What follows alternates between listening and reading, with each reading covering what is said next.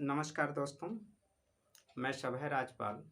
आज high school कक्षा 9 की विज्ञान में रसायन विज्ञान में हम आप आज रासायनिक संयोग के नियम लॉज ऑफ केमिकल कॉम्बिनेशन के बारे में चर्चा करेंगे।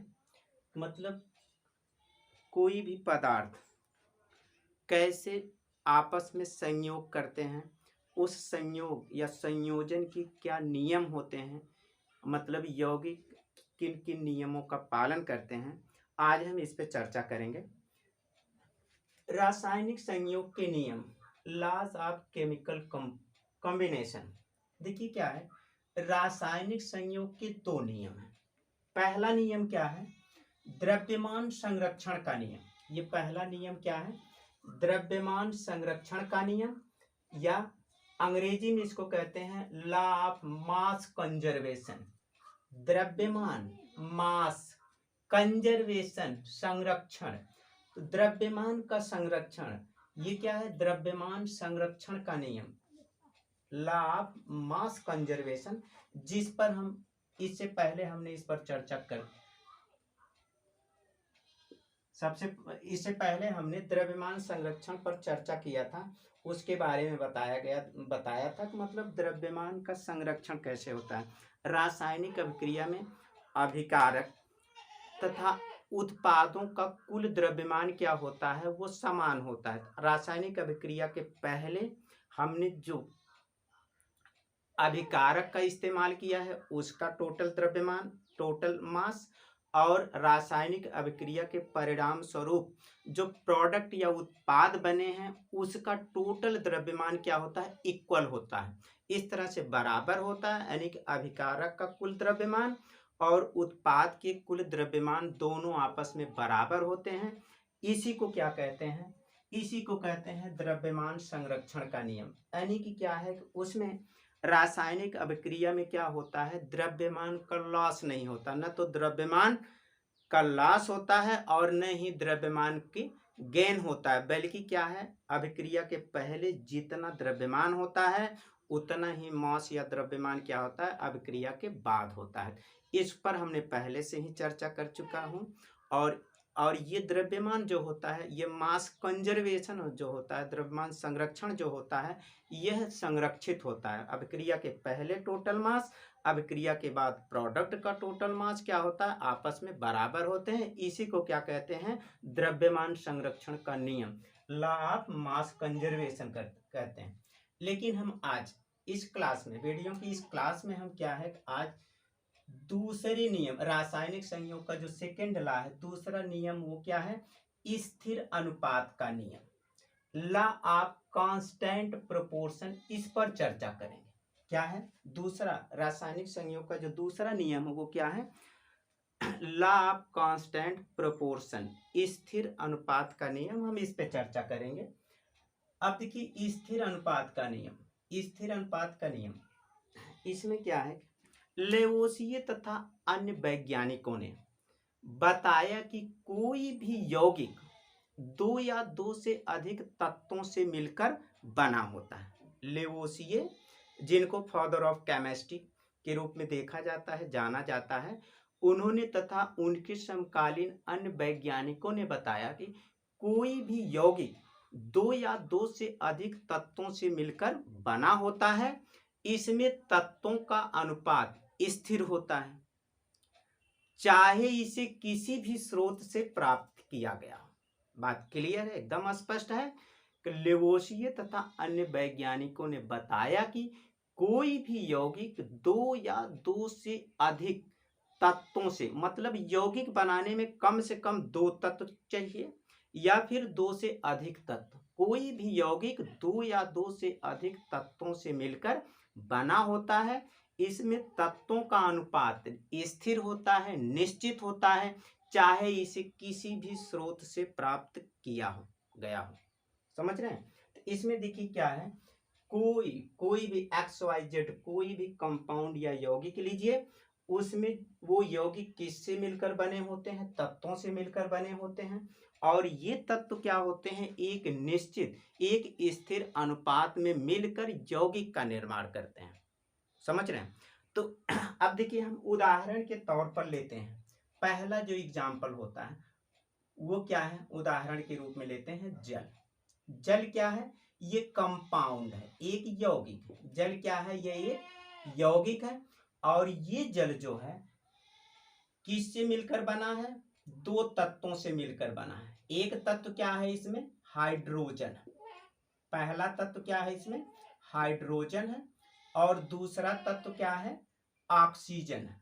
दूसरा तत्व ऑक्सीजन है। अब हाइड्रोजन, यह जल क्या है? एक यौगिक है, कंपाउंड है। और यह यौगिक, यौगिक का निर्माण किससे होता है? तत्वों से मिलकर बना होता है। तो यह यौगिक जल क्या है? यौगिक है या कंपाउंड है। और यह दो तत्वों से मिलकर बना है। पहला तत्व हाइड्रोजन है और दूसरा तत्व ऑक्सीजन है। यहाँ देख रहे हैं, यौगिक है जल। यह यौगिक किससे बना है? दो तत्वों से मिलकर बना है। पहला तत्व क्या है? हाइड्रोजन है। दूसरा तत्व क्या है? ऑक्सीजन है। अब जल में देखिए, जल क्या है? जल में दो तत्व हैं, हाइड्रोजन है और ऑक्सीजन है। ये दोनों तत्व जल में क्या है? एक स्थिर, एक निश्चित अनुपात में रहते हैं। अब देख लीजिए, हाइड्रोजन और ऑक्सीजन जल में इनकी जो मात्रा होती है एक निश्चित द्रव्यमान के अनुपात में रहते हैं। हाइड्रोजन 1 भाग है, ऑक्सीजन क्या है? 8 भाग है। मतलब जल में हाइड्रोजन तथा ऑक्सीजन तत्व जो है वो 1:8 के अनुपात में रहता है। जल क्या है? एक यौगिक है और यह यौगिक दो तत्वों से मिलकर बना है। उस तत्व का नाम है हाइड्रोजन और ऑक्सीजन। हाइड्रोजन तथा ऑक्सीजन तत्व का जो अनुपात है वो जल में निश्चित है। वो अनुपात क्या है? 1:8। यानी कि 1 भाग क्या है? हाइड्रोजन है और 8 भाग क्या है? वो ऑक्सीजन है। अब देखिए, जल में ऑक्सीजन और हाइड्रोजन का जो द्रव्यमानों का जो अनुपात होता है वह 1:8 होता है। जल चाहे किसी भी स्रोत से प्राप्त किया जाता है, चाहे वो जल तालाब का हो, चाहे वो जल बरसात का हो, चाहे वो नदी का हो, चाहे देश विदेश गांव या अन्य देश का है। तो सब जल में क्या होता है? सभी जल में क्या होता है? दो तत्व होते हैं, हाइड्रोजन होते हैं और दूसरा तत्व क्या होता है? ऑक्सीजन होता है। ऑक्सीजन, हाइड्रोजन तथा ऑक्सीजन में जो अनुपात होता है वो निश्चित होता है। जल में हाइड्रोजन तथा ऑक्सीजन का अनुपात स्थिर होता है या निश्चित होता है। अब ये जल चाहे किसी भी स्रोत से प्राप्त किया गया हो, नदी का जल है तो भी हाइड्रोजन और ऑक्सीजन ही रहेंगे दो तत्व। उसमें हाइड्रोजन 1 भाग रहेगा, ऑक्सीजन 8 भाग रहेगा। अगर ये झील, झरना, तालाब का जल है तो भी उसमें क्या है? हाइड्रोजन 1 भाग होगा, ऑक्सीजन 8 भाग होगा। इस तरह से हम कह सकते हैं कि जल यौगिक है। यौगिक कम से कम दो या दो से अधिक तत्वों से मिलकर बने होते हैं और इस यौगिक में तत्व का अनुपात निश्चित होता है, चाहे वो किसी भी स्रोत से प्राप्त किया गया हो, लेकिन तत्व का अनुपात निश्चित होता है। जैसे आप देखते हैं, जल लिए हैं, जल क्या है? जल आप चाहे नदी से लें, चाहे झरने से लें, चाहे हैंडपंप से लें, चाहे कुएं से निकालें, किसी भी स्रोत से जल निकालेंगे, सब में क्या होता है? दो तत्व होता है, हाइड्रोजन और ऑक्सीजन। हाइड्रोजन और ऑक्सीजन में जो भार या द्रव्यमान का जो अनुपात होता है वो 1:8 होता है। यानी कि 1 भाग हाइड्रोजन होता है, 8 भाग क्या होता है? ऑक्सीजन होता है। अब आप इससे यूं देख सकते हैं, H2O ये क्या है? जल का रसायन क्या है? ये जल का रासायनिक सूत्र है। इसमें क्या है? हाइड्रोजन के 2 परमाणु हैं और ऑक्सीजन का 1 परमाणु है। अब हाइड्रोजन का जो 2 परमाणु है, एक हाइड्रोजन के परमाणु का परमाणु भार 1 होता है, 2 हाइड्रोजन है तो इसलिए इसका 2 है, 2 हाइड्रोजन का परमाणु भार, तो ये बराबर कितने का हो जाएगा? 2 का। इधर देखिए, ऑक्सीजन जो है जल में ऑक्सीजन का की एक परमाणु है, एक परमाणु ऑक्सीजन के एक परमाणु का परमाणु भार 16 होता है। क्योंकि एक ही परमाणु है इसलिए 16 गुणे 1 लिखेंगे। अब ये कितना हो जाएगा, 16 हो जाएगा, 16 हो जाएगा।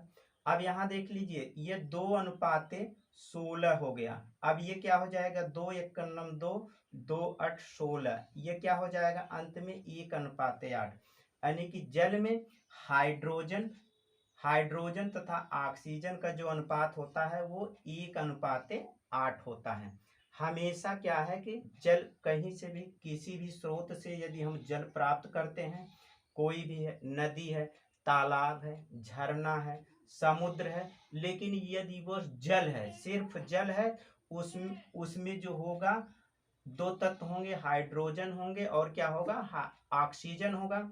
हाइड्रोजन तथा ऑक्सीजन दो तत्व होंगे जल में, और उस जल में हाइड्रोजन तथा ऑक्सीजन का अनुपात भी एक निश्चित होगा। यह निश्चित अनुपात क्या है, 1:8। यानी कि 1 भाग क्या होता है, हाइड्रोजन होता है, 8 भाग क्या होता है, ऑक्सीजन होता है। इस तरह से ये क्या है, स्थिर अनुपात का नियम। यानी कि कोई भी यौगिक क्या है, वो तत्व से मिलकर बना था, 2 या 2 से अधिक तत्वों से मिलकर बना होता है। और उस तत्व, उस यौगिक में तत्व का जो अनुपात होता है, जो रेशियो होता है किसका, एलिमेंट का, वह कांस्टेंट होता है, स्थिर होता है, निश्चित होता है। जल देख रहे हैं, जल में क्या है, हाइड्रोजन और ऑक्सीजन। जल एक यौगिक है जो हाइड्रोजन तथा ऑक्सीजन से मिलकर बना हुआ है। दो तत्व हैं, एक पहला तत्व हाइड्रोजन है, दूसरा तत्व ऑक्सीजन है। अब जल में हाइड्रोजन तथा ऑक्सीजन का जो अनुपात है, द्रव्यमान का जो अनुपात है, वो 1:8 है। यह जल किसी भी स्रोत से प्राप्त किया जाता है। कोई भी, चाहे किसी भी स्रोत से आप जल को प्राप्त करते हैं, तो जल में केवल हाइड्रोजन और ऑक्सीजन दो तत्व रहेंगे, और इन दोनों तत्वों में जो अनुपात रहेगा वो निश्चित रहेगा, स्थिर रहेगा। वो 1:8 का अनुपात स्थिर रहता है। और यही स्थिर अनुपात को क्या कहते हैं, स्थिर अनुपात का नियम, लॉ ऑफ कांस्टेंट प्रोपोर्शन। देखिए दूसरा एग्जाम्पल हम लेते हैं अमोनिया का। दूसरा एग्जाम्पल लेते हैं अमोनिया। अमोनिया भी क्या है, एक कंपाउंड है, एक यौगिक है। अमोनिया भी क्या है, एक कंपाउंड है, एक यौगिक है। अमोनिया भी दो तत्वों से मिलकर बना हुआ, दो तत्व। अमोनिया यौगिक में दो तत्व हैं। पहला तत्व क्या है, नाइट्रोजन है। पहला तत्व क्या है, नाइट्रोजन है। और दूसरा तत्व क्या है, हाइड्रोजन है, हाइड्रोजन।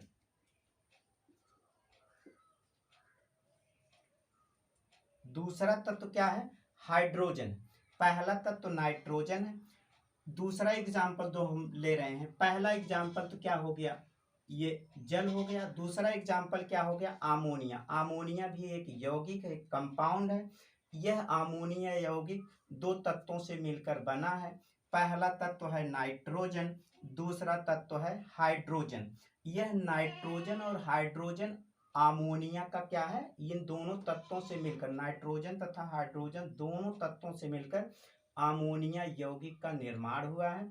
अब देखिए अमोनिया यौगिक में नाइट्रोजन और हाइड्रोजन का जो रेशियो होता है, अमोनिया तत्व में जो नाइट्रोजन और हाइड्रोजन का जो रेशियो होता है, वो होता है 14:3 का अनुपात। अब देखिए 14 अनुपात में क्या है, नाइट्रोजन है। नाइट्रोजन का अनुपात कितना है, 14 है। हाइड्रोजन का जो अनुपात है वो 3 है। अब देखिए नाइट्रोजन और हाइड्रोजन दो तत्वों से मिलकर के अमोनिया यौगिक का निर्माण हुआ है। लेकिन यह अमोनिया यौगिक किसी भी विधि से बनाया गया है। कोई भी विधि है, अगर आप अमोनिया यौगिक को प्राप्त करते हैं, उन यौगिक में कौन से दो तत्व होंगे, नाइट्रोजन होगा और हाइड्रोजन होगा। नाइट्रोजन तथा हाइड्रोजन तत्वों में जो अनुपात होगा वो भी निश्चित होगा। वो निश्चित अनुपात क्या है, 14:3। यानी कि अमोनिया किसी भी विधि से बनाई गई है, उसमें दो तत्व होंगे। पहला तत्व होगा नाइट्रोजन, दूसरा तत्व होगा हाइड्रोजन। अब नाइट्रोजन, अमोनिया में नाइट्रोजन तथा हाइड्रोजन दो तत्वों के द्रव्यमान का जो अनुपात है वो स्थिर है, निश्चित है, वह अनुपात क्या है 14:3, यानी कि 14 भाग क्या है, 14 भाग क्या है नाइट्रोजन और 3 भाग क्या है हाइड्रोजन है। इसको हम यूं देखते हैं, जैसे नाइट्रोजन, एक नाइट्रोजन से हाइड्रोजन के 3 परमाणु जुड़ते हैं, एक नाइट्रोजन परमाणु अमोनिया में एक नाइट्रोजन परमाणु से हाइड्रोजन के 3 परमाणु जुड़ते हैं। ये नाइट्रोजन का एक परमाणु हो गया अमोनिया में, हाइड्रोजन का 1 2 3, 3 परमाणु हाइड्रोजन के होते हैं और एक परमाणु क्या होता है नाइट्रोजन का।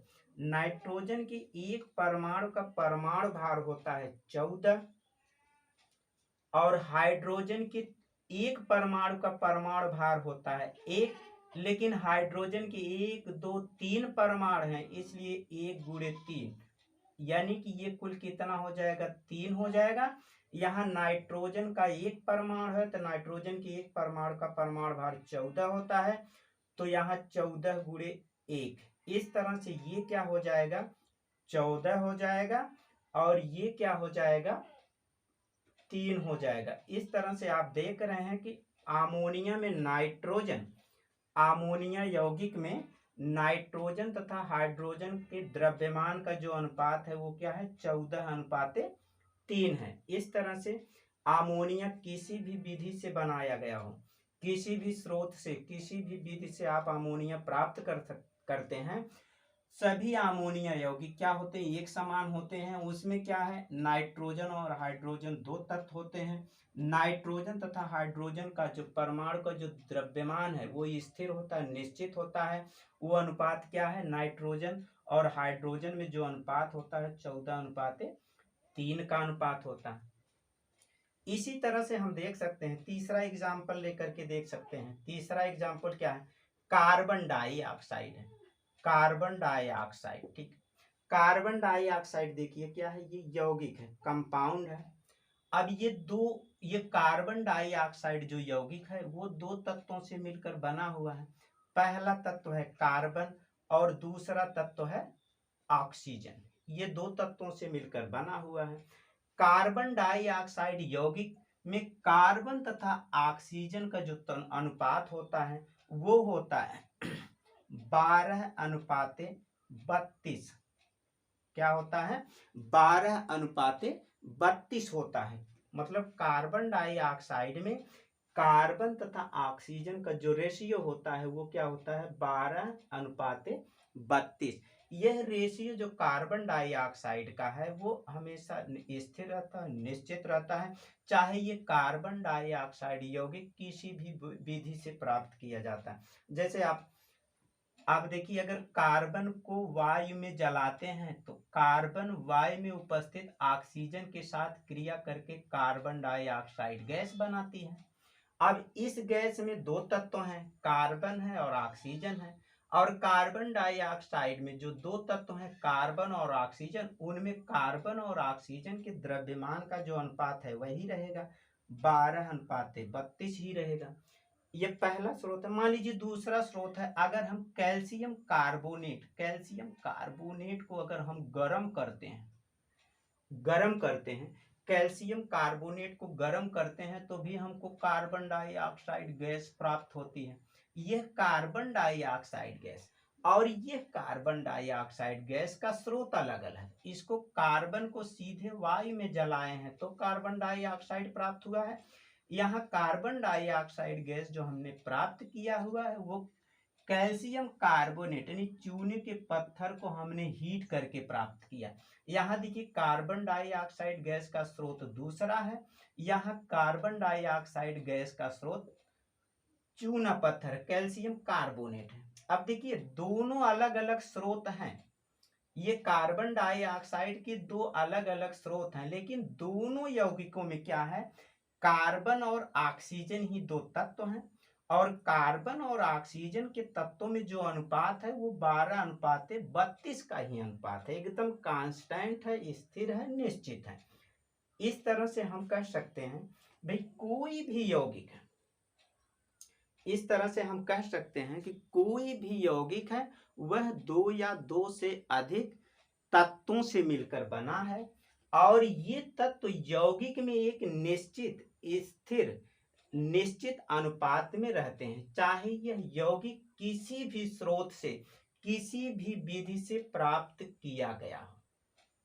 यहाँ देखिए क्या है, यहाँ कार्बन डाइऑक्साइड में देखिए कार्बन का जो परमाणु क्रमांक है 12 है और ऑक्सीजन का जो परमाणु भार है, परमाणु भार कार्बन का 12 है, ऑक्सीजन का कितना है 16 है। क्योंकि ऑक्सीजन के 2 परमाणु है, यहाँ कार्बन के 1 परमाणु है तो 12 गुणे 1 कर देंगे। यहाँ ऑक्सीजन के 2 परमाणु हैं, अब एक ऑक्सीजन के 1 परमाणु का परमाणु भार कितना होता है 16 होता है।